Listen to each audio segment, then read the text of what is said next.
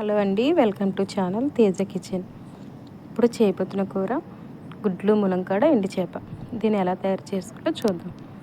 ముందుగా stove on చేసుకొని కళాయి పెట్టుకొని ఆయిల్ వేడి చేసుకోవాలి. ఆయిల్ వీటెక్కిన తర్వాత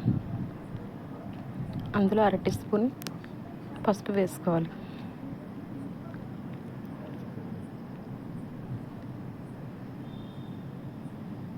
తర్వాత ముందుగా ఉడకబెట్టిన గుడ్లను అందులో వేసుకోవాలి.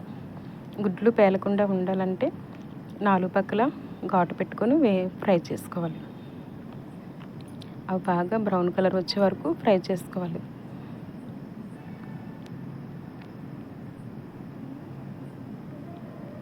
ఫ్రై అయిన గుడ్లను ఒక ప్లేట్లో తీసుకోవాలి.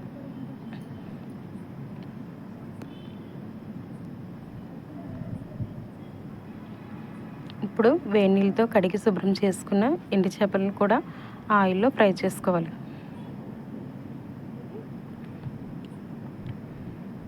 అవి బాగా ఫ్రై అయిన వరకు ఫ్రై చేయాలి.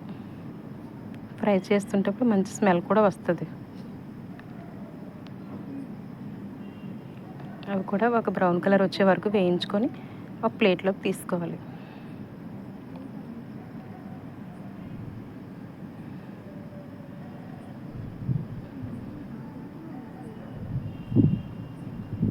ఇప్పుడు 4 పాయలుగా ఉల్లిపాయలను ముందుగా కట్ చేసి ఉంచుకున్నవి ఆయిల్లో ఫ్రై చేసుకోవాలి.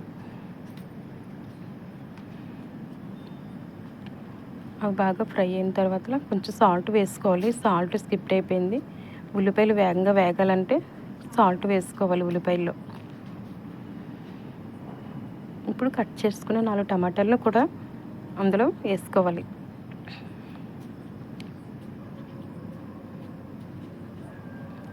అవి కూడా బాగా కలుపుకొని మనం ముందుగా కట్ చేసి ఉంచుకుని ములంకాయలను కూడా వేసేయాలి.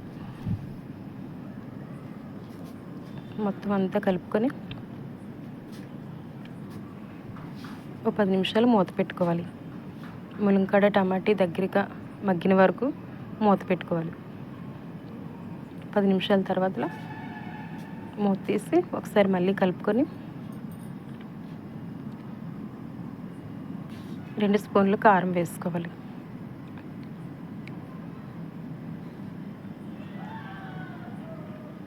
కారం వేసుకొని మళ్ళీ ఒకసారి కలుపుకొని తగినంత వాటర్ కూడా వేసుకోవాలి.